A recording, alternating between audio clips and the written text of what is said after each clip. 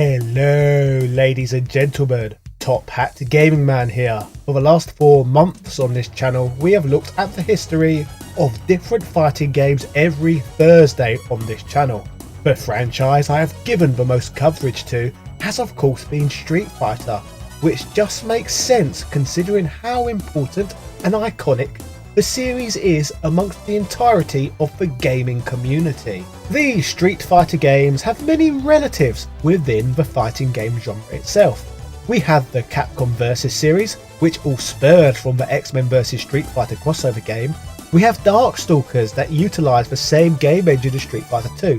And we have Rival Schools, a 3D fighting game by Capcom that includes Sakura as a playable character. These are just a few examples of titles that relate to the favoured series, but away from the fighting game genre, Street Fighter has even further relations. Today we are going to be looking at a game that is considered Street Fighter's cousin, and a game that initially was going to be released under the Street Fighter branding. This, ladies and gentlemen, is the mad story of the first ever Final Fight game. Yeah! We shall start today's story off in the 1970s. This is the birth of video games arcade era, and in 1979 one of many Japanese companies begins manufacturing arcade machines of their own, which they liked to refer to as capsule computers. The capsule computer concept would inspire this company's name, and as a result they would go under the clip compound title of simply Capcom. Throughout the 1980s, Capcom would release a cornucopia of arcade games, which would each see varying levels of success. Each of these games would be both expensive to manufacture and for arcade vendors to procure, as each title would run off its very own unique bespoke arcade board. To fix this issue, Capcom embarked upon a project to produce a system board that could be used to run multiple games, in order to reduce hardware costs and make the system more appealing to arcade operators. In July 1988, this goal would finally become a reality, and the CP System Board was born, an arcade board capable of running game software stored on removable ROM cartridges, much like consoles from the home. This board, referred to as the CP System 1 board today, was the very hardware that would go on to house the release of Street Fighter 2. The game that would change the gaming world forever in 1991. But in the 3 years the CP System 1 existed prior to this, there were already 13 other games released for the hardware that had varying levels of success of their own. One of these games was of course Final Fight, the side-scrolling beat-em-up that saw release in 1989, and a game that was at one time set to be the direct sequel to the original Street Fighter game. So how did this come about, you may ask? Well, let's explore this further. Capcom had taken note of the success of Double Dragon 2 The Revenge, a 1988 beat-em-up that had seen success by being the most well-polished game in the emerging genre yet. So basically wanted to make a Double Dragon style game of their very own.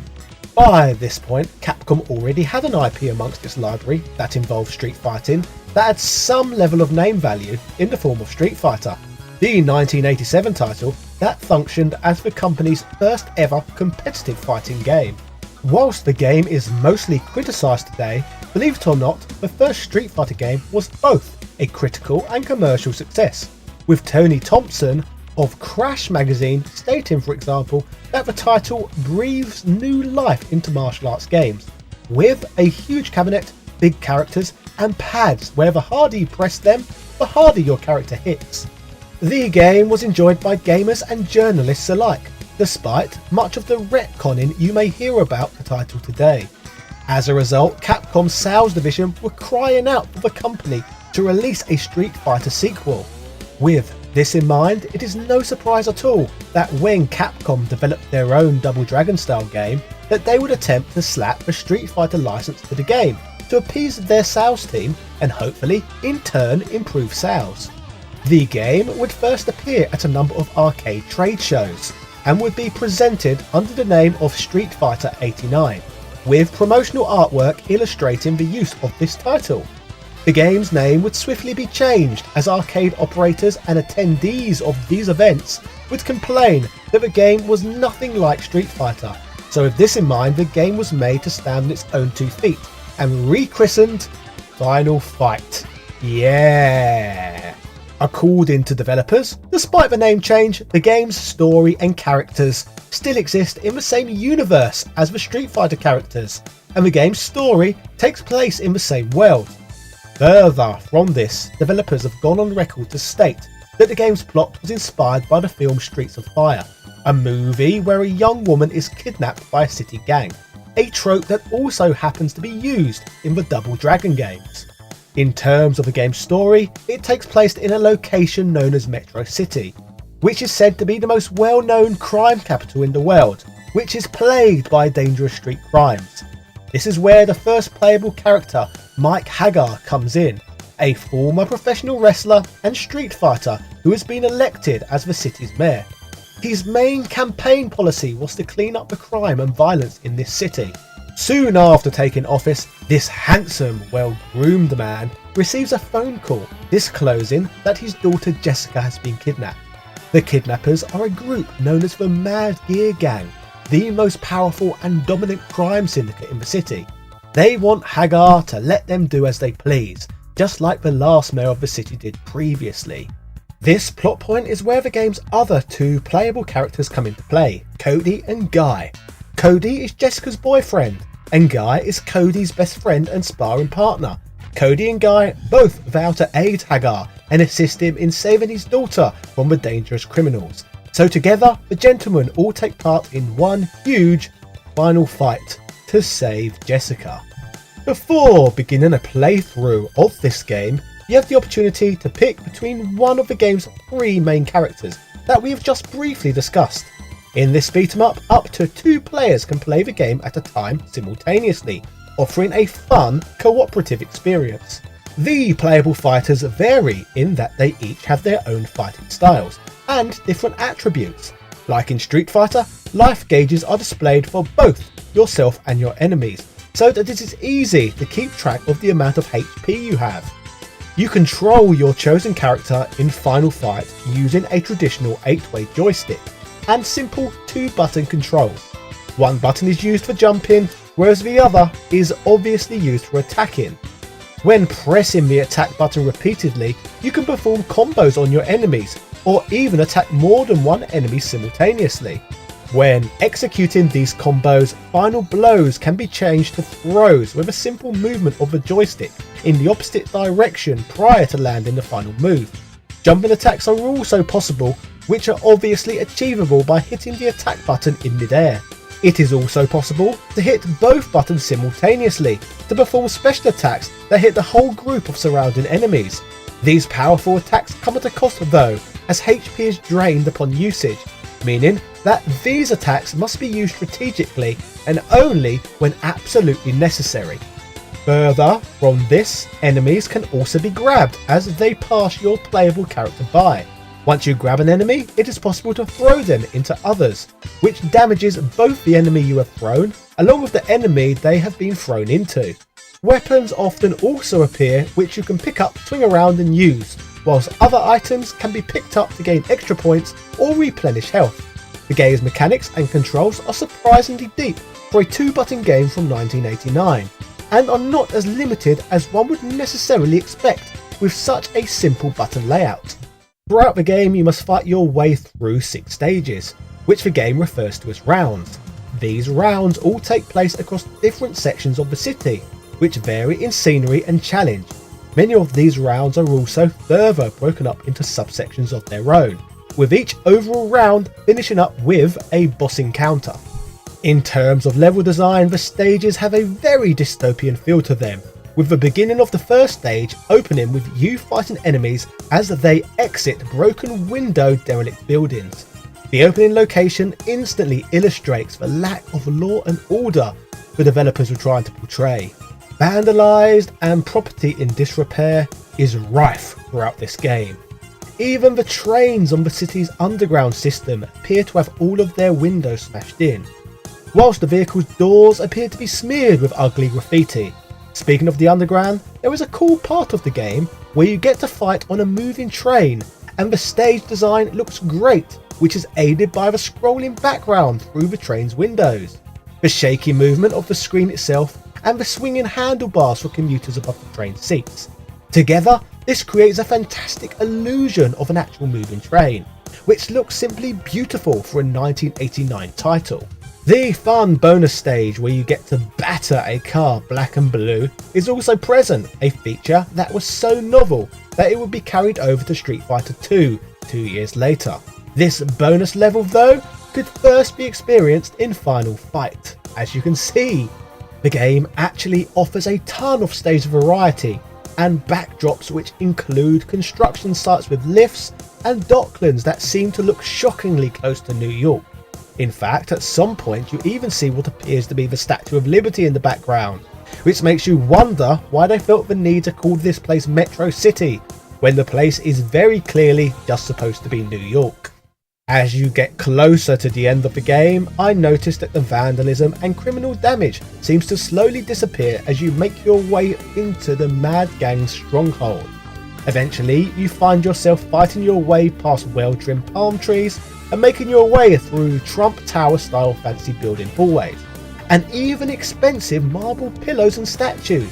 This really emphasises the rich-poor divide between the city and the crime lords that run the place. The city is basically an American version of Lagos in Nigeria. So overall, I guess the game's backdrops alone tell a story, illustrating the efforts Capcom developers went to when creating this special game. In terms of the enemies, like in most beat-em-ups, you have a lot of recurring stock enemies who vary in appearance but blend well with the game's overall appearance. Outside of the regular enemies, two obviously really stick out, the first of which being Andor, a towering respawning enemy who has a striking resemblance to Andre the Giant. The Andor enemies are said to be one family who worked for the Mad Gear Gang, and one member of the family, Hugo, would go on to become a playable character in Street Fighter III Second Impact, as well as going on to become a recurring character in the series, resurfacing in Ultra Street Fighter 4. Outside of the obvious comparisons to Andre the Giant, it is also said that some inspiration for his character design was also taken from weightlifting veteran and actor Lou Ferrigno, the man who originally portrayed the live-action version of the Incredible Hulk. With this said, they should have stuck him in Marvel vs Capcom so he could actually fight the Hulk himself. That would have been fun. But overall, a lot of effort and lore seems to have been put into his character, which makes it no surprise that he keeps popping up today. Another respawning enemy is obviously Poison, who would go on to appear as Hugo's manager in Street Fighter III Second Impact, as well as becoming a playable character in multiple other Street Fighter games down the line. Despite only appearing in Final Fight as a respawning enemy sprite, this handcuff and riding crop wielding character is a controversial one, with a confusing history involving gender politics and censorship, which all began as a loophole that allowed Capcom to depict male characters striking a female one, in a time period where it was deemed simply unacceptable. So developers labelled Poison as transgender as a workaround to make hitting them acceptable. Final Fight designer and Eureka founder Akira Nishitani stated he supposed the character could be male, but added it was up to the viewer to decide. Street Fighter 4 producer Yoshinori Ono, when asked in an interview about the matter, stated, "Let's set the record straight. In North America, Poison is officially post-op transgender, but in Japan, she simply tucks her business away to look female." Either way, this was originally a workaround simply to get around censorship that has slowly developed into a deeper rabbit hole over time. On top of the regular enemies, as mentioned earlier, there are also boss encounters at the end of each stage, each with their own varying attack patterns. Amongst these, there are further characters who would become part of the Street Fighter roster, with two of these being included in the Street Fighter Alpha series. These include Rolento. Rolento is a muscular, athletic and acrobatic German-American man who is quite very resolved and determined in having to create and establish his own military utopian nation. The other of these is Sodom, who hilariously is positioned as a Japanophile. or weeb as we call them today. Sodom is an American person who is obsessed with Japanese culture and philosophies, and thus considers himself a native from that country. Sodom is well versed in many elements of Japan's culture. However, a source of humour is that his usage of Japanese language is questionable, as shown with the kanji on his costume and several of his wing quotes. So, to put it simply, Sodom is basically one of those idiots who try and pull me up on my pronunciation of Ryu, despite pronouncing it wrong themselves, like the American announcers in Smash Bros. And Marvel vs. Capcom. Playable characters Guy and Cody would also go on to become playable Street Fighter characters, first selectable in the Street Fighter Alpha series, all in all meaning that all of these characters from this game would go on to make it over to the Street Fighter main franchise. Surprisingly though, Hagar, the arguable star of Final Fight, has never made it over as a playable character, but has only appeared in stages in cameo roles at best, which is absolutely shocking to be fair, as he is a lot more interesting and appealing than the likes of Guy, Cody and Relento, who are all very generic to be fair. The original arcade version of this game that would first launch in Japanese arcades in December of 1989 was both a commercial and critical success, with Japanese coin-operated video game magazine Gamist awarding Final Fight Game of the Year status, while simultaneously giving it the title of Best Action Game, placing it number 4 in the Best Video Game Music category, number 9 in Best Graphics, and number 2 in Best Direction. The character Mike Hagar was even displayed on the magazine's front cover. Being a title that was released back in 1989, this was a game that was ported to a huge number of systems, as we were still at a point in time where gaming was not yet dominated by just 1 or 2 home platforms around the world, and different countries favoured different platforms. So let's run through some of these ports. The versions that would appear on the US and British home and microcomputers were made with the European market in mind, with Atari, Commodores, Amigas, Amstrad and Spectrums all still having niches in 1990. These versions were published by US Gold, an English company who mainly published shoddy ports of well-established foreign games at low price points, primarily for the British market. As you can see, due to hardware limitations, most of these titles look little like the original arcade version of the game. However, they each offer their own unique quirks and graphical styles, making each version different from the next, and interesting to compare side by side. Out of all of these, the closest we got was the one on the Amiga, which is to be expected I suppose, with the system being the most powerful of the bunch, but the title still doesn't even seem to have music included on the stages. Speaking of computers, the Japanese Sharp X68000 would receive a port of its own. However, this porting was handled directly by Capcom themselves, offering a great experience as a result. The noticeable changes from the arcade version is the music itself, along with fewer enemies being able to appear on the screen at once, but overall quite a decent port. The Sharp X68000 could be the most underrated gaming platform to have ever existed. Moving on from the home computer versions of the game, I guess it is time to talk about the home console versions of the game, as those will be the ones that most consumers will probably remember, and the ones people would probably be most keen to go back and look at today. The Super Nintendo version of the game would first see release in Japan in 1990. The game would remove the cooperative play option, instantly removing perhaps the game's most alluring feature. Further from this, Guy would be removed too, offering only the choice between Hagar and Cody, cutting the game down even further. The game on 16-bit hardware would continue to be butchered as scene transitions would be removed and only 2 or 3 enemies would be able to appear on the screen at the same time. This would mean enemy placement in the game is vastly different to the arcade version, where 9 to 10 enemies could appear on the screen at the same time. Some stage areas of this game were even completely omitted from this port. Censorship issues with the US and later European version of the game would see the title altered even further, which would result in certain characters such as Sodom, for example, being renamed Katana, This would also include the controversial Poison, who we mentioned earlier in the video, being completely removed from the Western version and replaced with a Mao sprite. Further from this, references to alcohol and God would be removed and all blood splash effects were taken out. All in all, it looked like Capcom worked tirelessly on this one to appease the Bible-thumping, family-friendly image Nintendo of America seemed desperate to continue to uphold.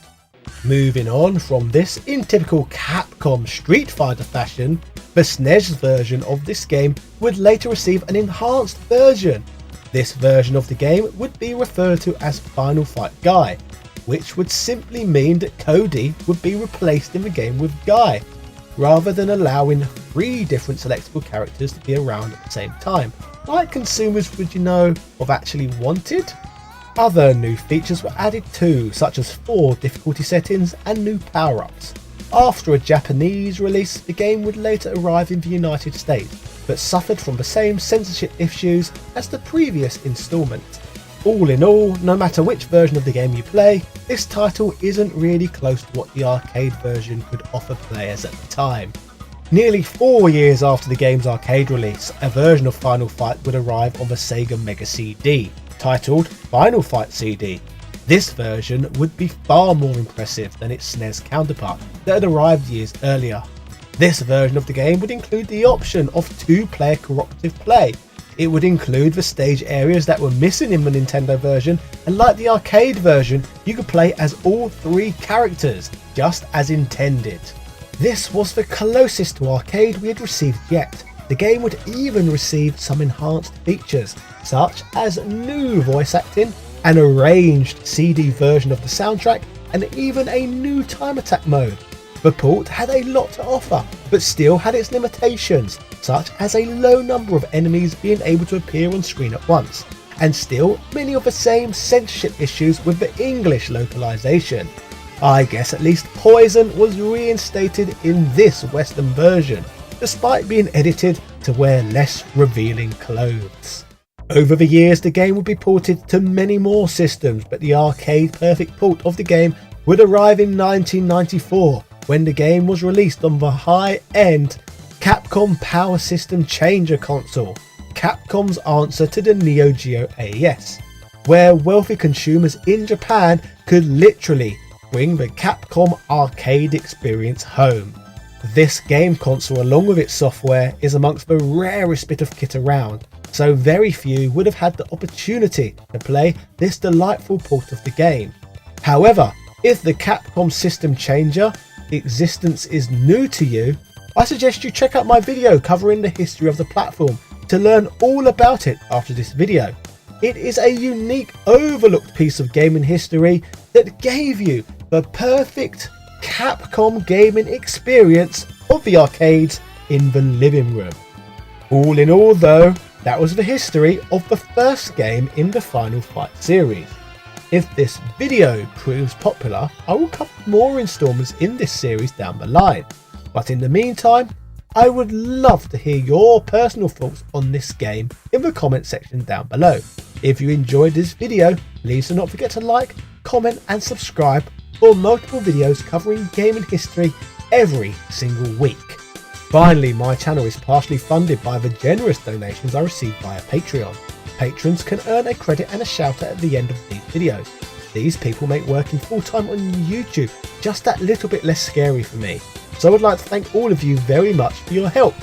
Huge thank yous go out to Carl Johnson, Sebastian Velez, JD Robbins, Synth Spaces, Andrew Bazansky, Asobi Kwang DX, Michael Baker, Tom Elliott, Computer Man, Antonio Rodriguez, Craig Jenkins, Daniel Daly, RetroReversing.com, House of a Ted, Dan Barlow Jr., Joel, and all of my other patrons.